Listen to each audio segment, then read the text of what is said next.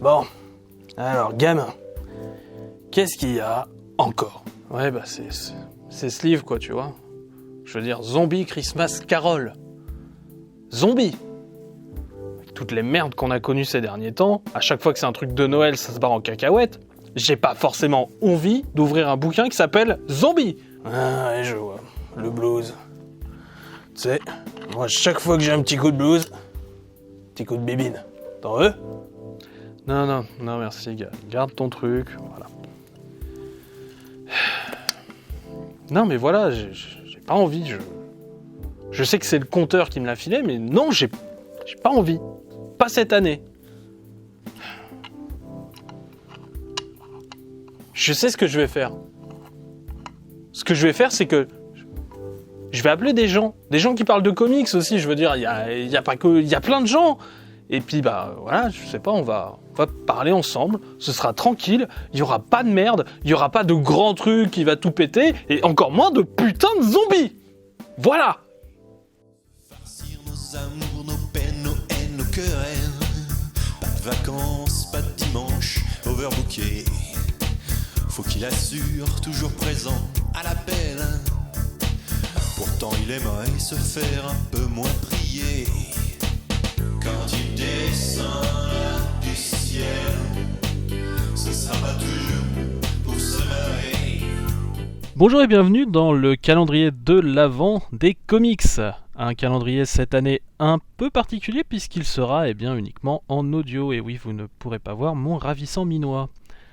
En même temps, est-ce que c'est vraiment un mal ? Je ne sais pas. Donc cette année, j'avais envie de faire quelque chose d'un peu spécial, tout simplement parce que Noël, c'est quand même un peu plus sympa quand c'est partagé avec des gens. Il se trouve qu'il y a des gens qui sont vachement bien, et j'avais envie, en tout cas, de lire des comics de Noël avec eux.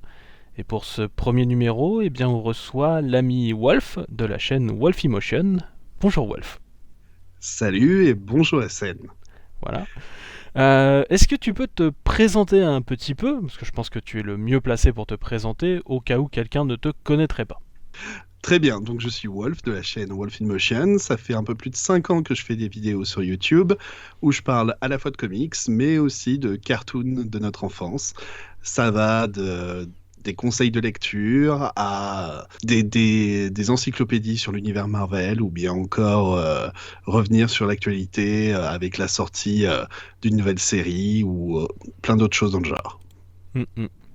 Et donc oui, donc tu parles beaucoup de dessins animés, de cartoons, et donc quand on a discuté un petit peu ensemble de ce qu'on pouvait choisir comme thème, on est tombé sur un thème qui est du coup cher pour toi en tant que fan de comics et en tant que fan de dessins animés, je pense. Oui, voilà, les Tortues Ninja. Oui. On a eu plusieurs choix et oui, on a décidé dur. De partir sur le classique, j'ai envie de dire. Ah bah oui, l'incommensurable micro-série sur Michelangelo. C'est ça, on est au tout début des Tortues encore. Oui, on est en décembre 1985. L'épisode 7 est sorti il y a quelques temps auparavant. Et donc on n'est pas loin du tout début. Oui, je crois qu'on vient juste d'avoir la saga des Mauser. C'est ça, si je ne m'abuse. Donc du coup, on vient de finir la première grande saga, on va dire, des Tortues en comics en tout cas. Tout à fait. Voilà. Alors, avant de commencer les festivités et commencer donc à parler un peu plus en détail du comics en lui-même, j'aimerais te demander un peu ce que tu en as pensé comme ça, à chaud, avant qu'on en discute de cet épisode. Eh ben, moi, j'ai beaucoup apprécié. L'époque Mirage Comics, donc les tout débuts des Tortues, c'est pas quelque chose que j'ai connu à l'époque, que j'ai connu il y a très longtemps. En fait, j'ai découvert ça il y a 1 an ou 2. J'ai vraiment commencé à m'intéresser à l'époque plus classique. Et en fait, ça faisait donc, ça devait faire 2 ans que j'avais pas du tout relu cet épisode. Ouais. J'avais oublié 3/4 des choses et c'était plutôt agréable, du coup. Pas tant mieux. Moi, pour ma part, c'est un épisode aussi que j'aime beaucoup. Je l'ai déjà fait dans un calendrier de l'Avent. Il y a quelques années, toi aussi. C'est ça, il y a 3 ans. Bah oui. C'était l'épisode 3 du troisième calendrier de l'Avent, pour le coup, et donc beaucoup de 3 pour... Avec le Pupinicher. C'est ça, en fait c'est pas sa toute première apparition, mais c'est la première fois qu'il fonctionne en tant que duo.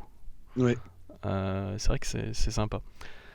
Donc oui, j'ai autorisé en fait à reprendre en fait des vieux épisodes sur les 3 premières saisons parce que la qualité technique était peut-être un peu... Enfin, on aurait pu largement l'améliorer en tout cas. Voilà. Et donc moi cet épisode j'en garde toujours un très bon souvenir, surtout que moi c'est aussi c'est une des premières choses. J'avais toujours lu le premier épisode des Tortues Ninja, mais j'avais pas forcément lu ce qui était sorti après. Donc en fait c'est la deuxième chose que j'ai lu sur les Tortues classiques en fait. Ah ouais. Bah j'ai raté 6 numéros quoi à la base à l'époque. Oui, oui. Puis il n'y Alors, a pas besoin d'avoir beaucoup de background Non. pour pouvoir le lire, c'est Non. l'avantage. Ouais, pour le coup, il se lit très très bien sans avoir lu le reste. On perd juste une blague et puis c'est tout. Mais voilà. Et il y a 2 versions en fait, donc qui existent, une en noir et blanc et une en couleur. Eh oui. Donc il y a 3 ans, j'avais lu la noir et blanc, et cette année, j'ai lu la couleur. Waouh. Tu as progressé. C'est Tu as ça. découvert la couleur. C'est ça. Et bientôt, ils vont peut-être parler. Oui, parce que pour le rappel, à l'époque, donc Peter Laird et Kevin Eastman faisaient ça d'une manière vraiment artisanale. Et donc, le fanzine était plus simple à faire d'une manière noir et blanc. Donc, c'est comme ça qu'il a été sorti. Et avec les réimpressions qu'il y a pu avoir par la suite, surtout celle d'IDW, mais donc on a eu droit à de la couleur. Ouais. Et sur l'épisode en lui-même, c'est un épisode que j'aime beaucoup. Il est niveau Noël, je trouve qu'il s'en sort extrêmement bien par rapport à plein d'autres choses qui essayent de se passer pour des comics se déroulant à Noël. Et même si t'enlèves juste le côté Noël, c'est juste une bonne petite histoire. Ah, tout à fait. Et je me souviens qu'à l'époque, ça m'avait fait vachement bizarre parce qu'en fait, je voyais à aucun moment dans cette histoire, on voit les tortues porter un bandeau, tout simplement autour des yeux. Et c'est à partir de ce moment-là que j'ai commencé à me dire, mais en fait, c'est des vrais persos en fait derrière. C'est juste parce qu'ils avaient pas le bandeau. Mais du coup, c'est beaucoup plus dur pour savoir qui est qui. Ah ouais. Ça va, on va en suivre principalement un. Puisque, Voilà. on va commencer un petit peu à raconter ce qui se passe dans ce comics. Je dirais qu'on est tard le soir. Il est sans doute peut-être pas tout à fait le 24, il est peut-être le 23, mais il y a quand même des chances pour que ce soit le 24. En tout cas, ça sent clairement Noël dans les rues. Et quelqu'un se balade, et ce quelqu'un, mon cher Wolf, c'est qui ? Eh bien, on retrouve Michelangelo. Il est déguisé avec une doudoune et un bonnet au beau milieu de ce qu'on peut imaginer être Central Park. Ouais, de la j'imagine que ça doit être place. ça. On en profite pour voir qu'il y a des gens qui font des bonhommes de neige, qu'il y a des feux de camp improvisés. Il y en a même qui font du patin à glace, c'est pour te dire. Et Mikey il se demande même si April pourrait lui apprendre à patiner avant de se rendre compte que trouver des patins à sa taille, ça risque d'être un peu compliqué. Parce que tu sais, un tortue à grands pieds, tortue à grands patins. C'est ça. Ouais, mais il voit quand même au loin quelque chose qui, je pense, pourrait en tout cas réussir. Eh bien, c'est de la luge. Oui. Et notamment donc plein de gamins qui jouent à la luge, et donc il va s'approcher des gosses et il va leur demander ce serait cool, est-ce que je peux essayer ? Alors il y en a un qui dit il est peut-être un petit peu malade vu comment il est vert, mais Oui. bon, finalement voilà, on voit peut que Mikey dépasser est les pas différences. Et Mikey n'est pas le champion du déguisement. Hein. ouais, mais bon, c'est une tradition chez les tortues de ne pas être un champion du déguisement, j'ai envie de dire. Tout à fait.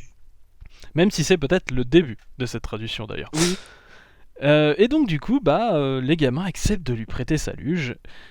Et Mikey, s'élance et voilà, s'écrase plus bas parce que voilà, il s'est lancé avec la luge. Il a l'air d'avoir bien kiffé en tout cas. Ah oui. Puis après, notre Mikey se remet en route. Il hésite entre rentrer chez lui ou bien continuer son shopping.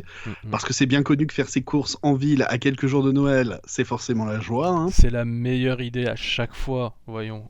Mais lui, il a envie de se mêler à la foule et pourquoi pas ramener des cadeaux à sa famille. C'est là qu'il va faire la rencontre de Clunk, un chat de gouttière perdu dans une tempête de neige. Et c'est le coup de foudre entre les deux. Il le prend avec lui dans son manteau pour qu'il soit au chaud. Ah oui. Oui, mis hors de son contexte, ça peut paraître très bizarre, mais non, c'est gentil. Oui, en plus il est tout mignon ce chaton. Il est trop bien.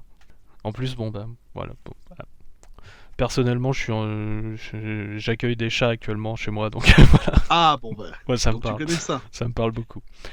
Et donc du coup, eh bien, ils continuent un peu leur route, donc ils se retrouvent vraiment au centre-ville.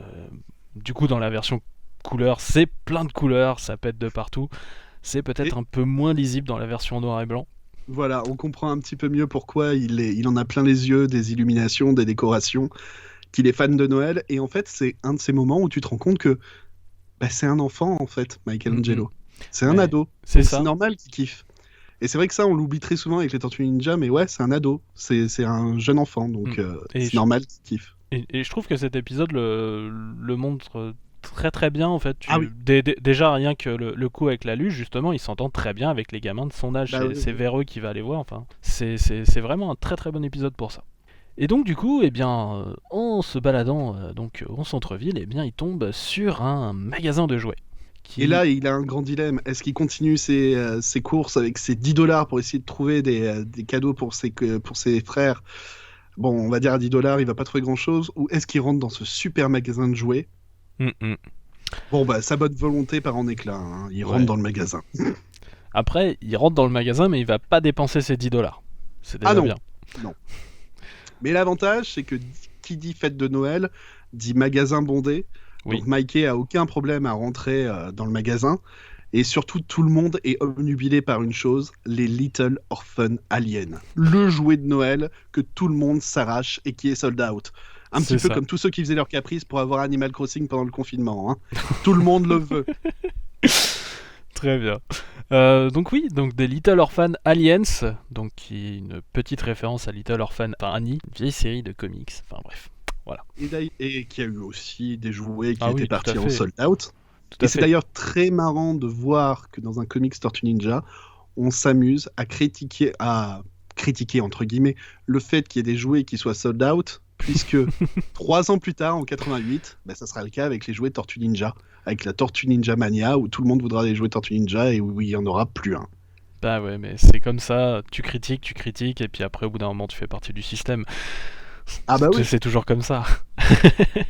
Là encore, on voit Mikey et son côté enfantin, parce que du coup, il voit plein de jouets, donc qu'est-ce qu'il fait? Il passe son temps à jouer avec. Ah oui. Et mais là encore, mais- c'est l'occasion de plein de références. parce que... je comprends tout à fait, franchement, je voudrais tous les essayer aussi, ils ont l'air Ah cool. bah oui, bien sûr. Qui n'a pas eu envie quand on était enfant de jouer avec tous les jouets d'un magasin de jouets? Du coup là, c'est l'occasion de plein de références. On reconnaît un personnage du dessin animé Ariel Monster. On a une copie du Sergent Rock de Kirby. Enfin, plein de choses, quoi. Ah, et les fans de Star Wars aussi retrouveront pas mal de choses. Oui. Voilà, que ce soit des petits droïdes, des casques de Stormtrooper, des choses comme ça. Et donc, eh bien, forcément, il passe un peu de temps à jouer. Et il va même, tu sais, jouer avec l'espèce de jouet à ventouse.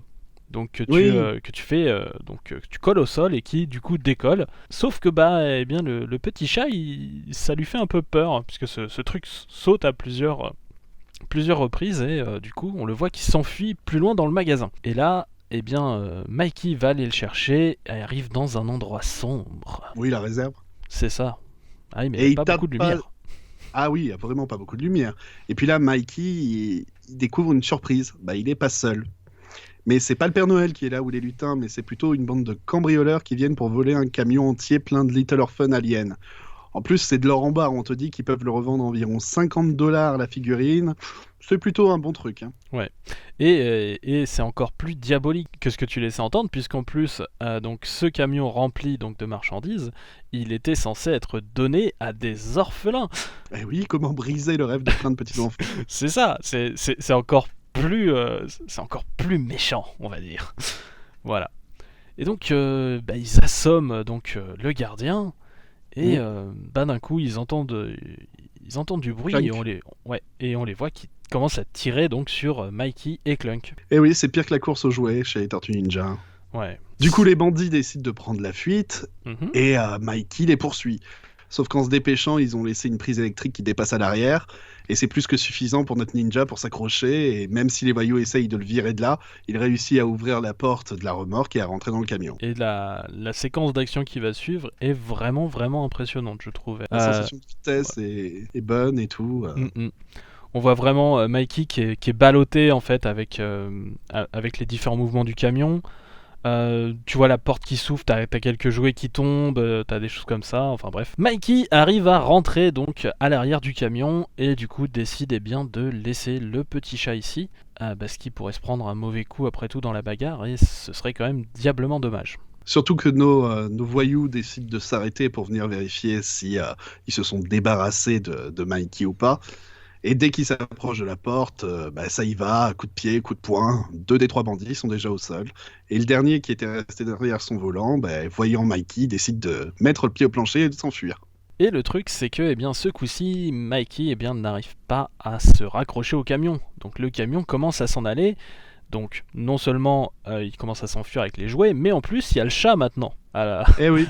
dedans. Donc là ça devient vraiment vraiment urgent, enfin faut vraiment pas le perdre. Et donc il voit que le camion donc, va tourner à un virage. Il essaie de gagner du temps en fait en passant par une petite ruelle et il arrive un peu par miracle, avouons-le, il a énormément de chance sur ce coup-là à rattraper le camion. Ouais, et du coup s'ensuit encore les cabrioles de Mikey vu qu'il décide de sauter sur la cabine, mais il a mal estimé sa force et le toit est trop solide, en plus ça a gelé, donc il glisse et il finit par être secouru par le rétroviseur, un petit peu comme Indiana Jones dans Les Aventuriers de l'Arche perdue. C'est ça. Là il réussit le coup de force de sortir le conducteur par la vitre carrément. Ah oui, non, oui, là et il lui met une sacrée raclée. Ouais, mais on voit quand même pas trop les impacts ou les hématomes, ça reste... Oui, voilà, ça reste gentil. Voilà. Par rapport, par exemple, au tout début des Tortues Ninja, où il y avait des membres qui étaient arrachés, des choses comme ça, des gens qui mouraient, voilà, on voit déjà que ça s'est peut-être un peu aseptisé, quoi. Ça n'a pas commencé juste avec le dessin animé, quoi. Ah oui, non, mais de toute façon, il fallait, entre guillemets, un peu préparer le terrain pour la gamme de jouets, pour la gamme de... Le jeu de rôle commençait déjà à exister, donc bon voilà, fallait déjà commencer un petit peu à rendre le produit un peu plus lisse. Oui. Je pense aussi qu'il y a le fait qu'à la base c'était censé être juste une parodie toute simple, et qu'après quand tu commences à vouloir raconter une histoire, tu commences à t'y mettre un peu plus sérieusement, à mettre un peu plus de forme, à faire un peu plus attention à ce que tu veux faire et à ce que tu veux dire, quoi. C'est pas faux. Mais donc en tout cas, tous les bandits sont à terre. Mikey donc décide de récupérer le camion et de le ramener à la boutique.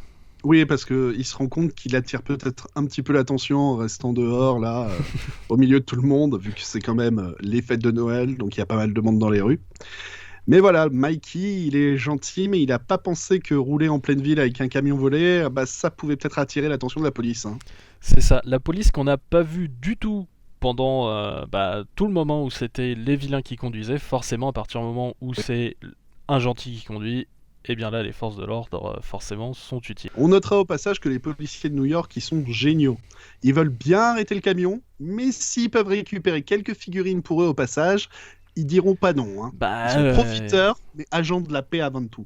Ouais, mais ils ont aussi les gamins à la maison aussi, voilà quoi. Et comme tu l'as dit, en fait, c'est le jouet que tous les gamins veulent, donc forcément, voilà, si on peut faire plaisir à sa progéniture aussi en passant, voilà. Ça peut aider. Et c'est à ce moment-là que Mikey a les fils qui se touchent et qui se rend compte que il a peut-être pas eu la meilleure idée du monde. Du coup, il décide d'utiliser une technique ninja ancestrale pour se débarrasser des flics, les envoyer dans le décor dans une autre voiture. Un soir de décembre, alors qu'il y a plein de gens dans les rues. Ouais. Bravo le héros, hein. C'est ça. J'espère que tout le monde va bien dans ces voitures. En plus, un peu plus loin, il tombe sur un barrage routier de police. Et donc, d'après Mikey, la meilleure solution, c'est de forcer le passage. C'est toujours la meilleure solution. On va vraiment se demander si c'est vraiment un gentil.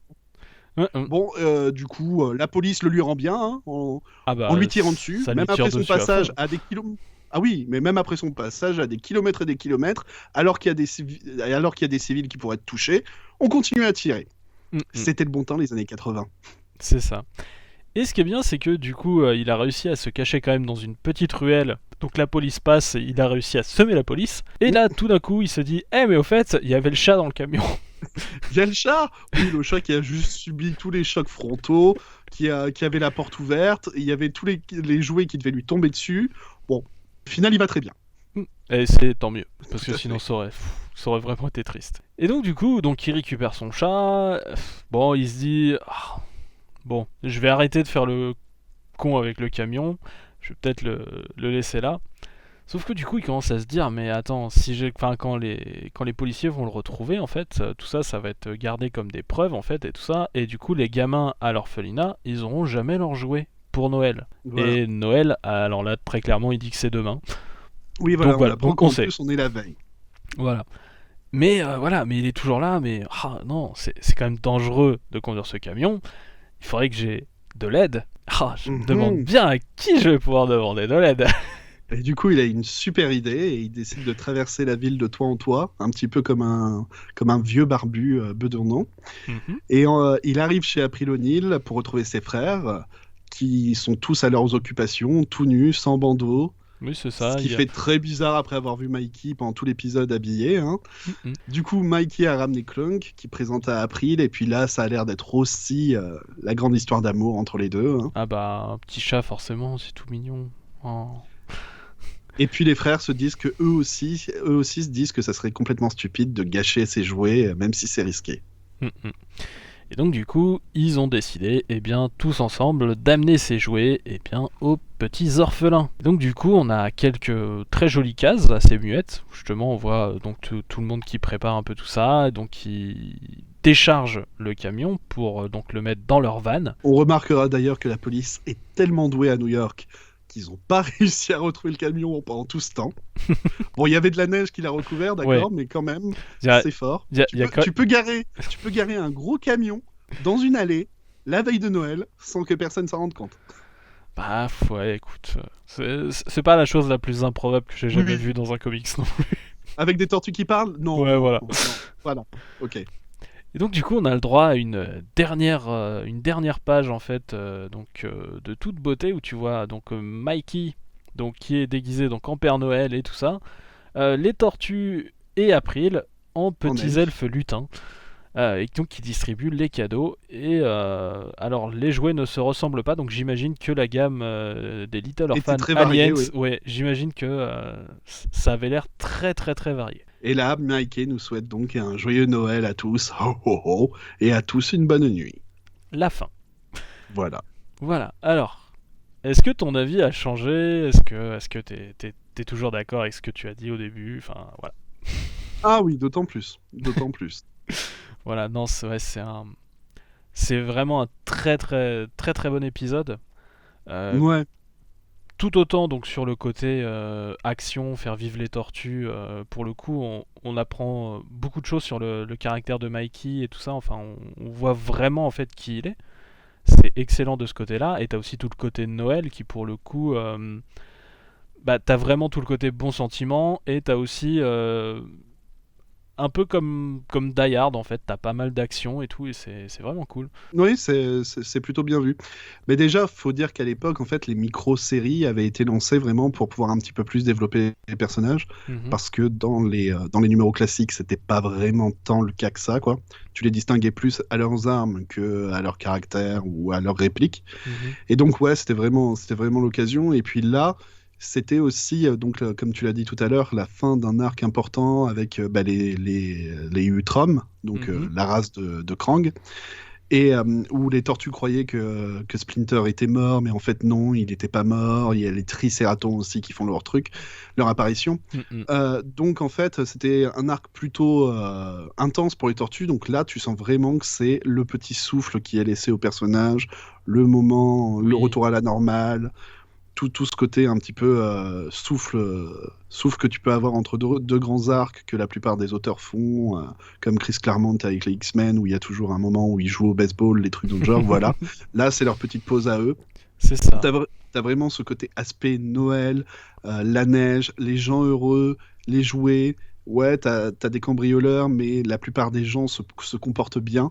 Parce qu'on l'a pas dit, mais le cambrioleur qui se fait sortir par la fenêtre et qui se fait tabasser par Mikey, t'as quand même quelqu'un qui vient tout de suite Ah lui oui, demander pour si l'aider, ça va et oui. tout.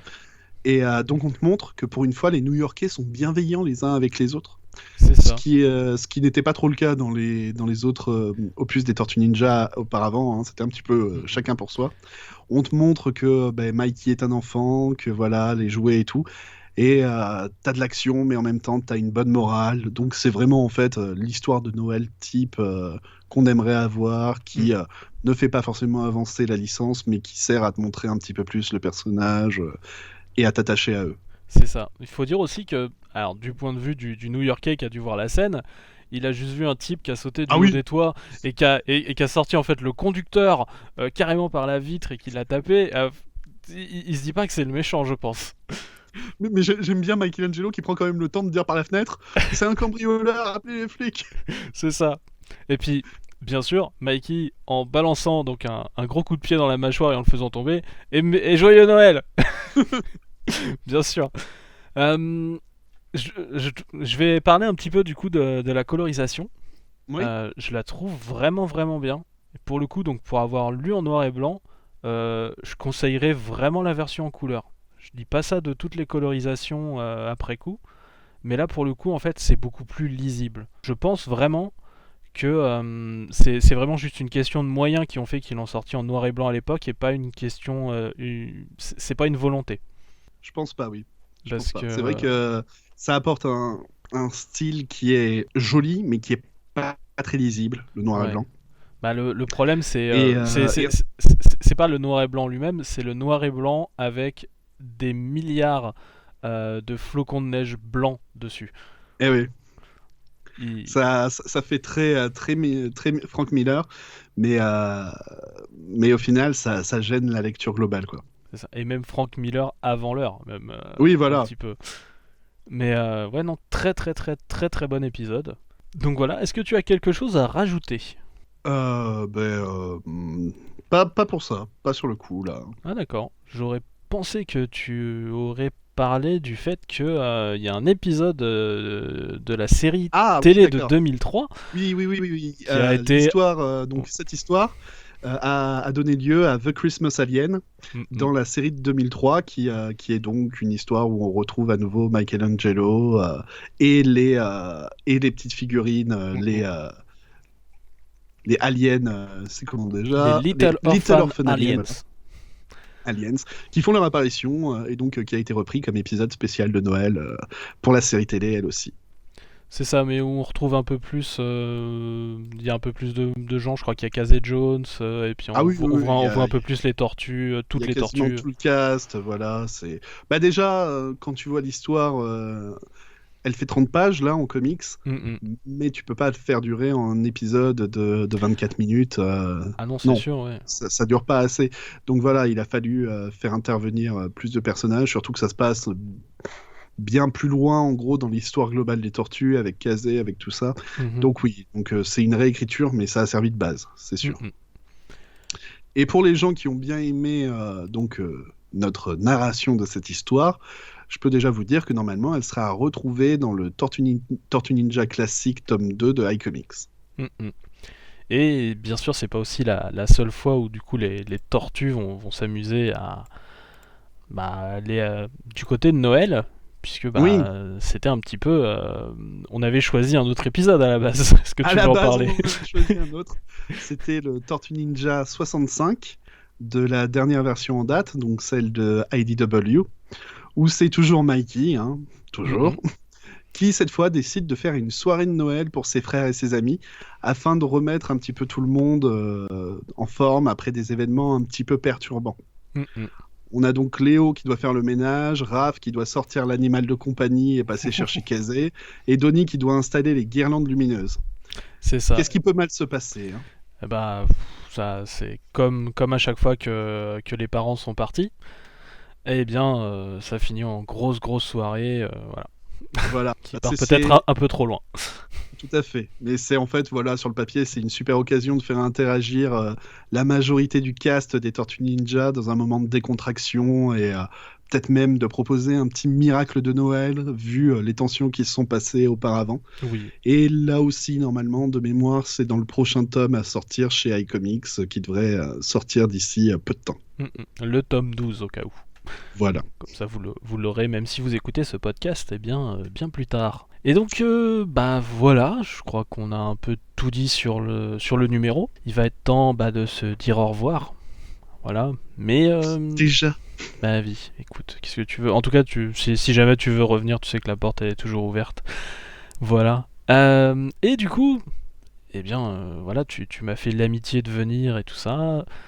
Je me dis que si jamais tu as envie de faire un petit peu ta promo, de parler de ce que tu viens de faire tout récemment, c'est l'occasion. Vas-y, c'est ton moment. Alors, tout récemment, il y a quelques temps déjà, quand vous écouterez cette vidéo, donc j'ai sorti 2 vidéos qui revenaient sur la suite de House of X et Power of Ten, c'est-à-dire Down of X, qui sont disponibles en softcover chez Panini Comics, et dont Monsieur SN Parod était l'un des invités, afin de vous conseiller les titres à suivre et à peut-être ne pas suivre de Down of X. Donc on a fait les titres qui étaient actuellement sortis et ceux qui étaient à venir. Donc il y a 2 vidéos différentes qui sont disponibles. Depuis, j'ai fait un nouveau J'ai lu des comics. Et on a eu droit aussi à un Cartoon in Motion, où on va avoir droit à un Cartoon in Motion consacré à la saison 1 de la série Harley Quinn. Ah, cool. Parce que moi, c'est bien, parce que moi, je découvre aussi des trucs en avance. Tout à fait. Les voyages dans le temps vont être compliqués, là.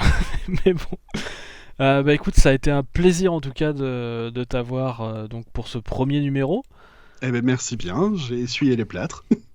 Ouais, mais c'était très agréable. C'était très agréable. Il faut bien quelqu'un pour essuyer les plâtres, sinon ils sont toujours sales, personne s'en occupe. Tu vois, je tiens à dire, elle est pas de moi, elle est de Karim Debache. Oh mon dieu. Je ne m'en souviens même pas, tu vois, de celle-ci. Écoute, je rends à Karim ce qui est à Karim. Tu fais bien. Voilà. Mais c'est toujours très agréable de parler comics avec toi, et puis voilà. Et puis, c'est vrai que en plus, avec cette année qui est un petit peu spéciale, ça fait du bien de pouvoir parler Noël, essayer de détendre un peu l'atmosphère et de donner la bonne parole. Et surtout, si on peut pousser les gens à lire les Tortues Ninja, lisez les Tortues Ninja. C'est bien. Ça va être le mot de la fin. On vous quitte sur ces bonnes paroles. Lisez les Tortues Ninja. Et moi, je vous donne rendez-vous demain, tout simplement, pour un autre épisode avec un autre invité. Et voilà. Et bonne fête à vous. Surtout, bonne fête à vous.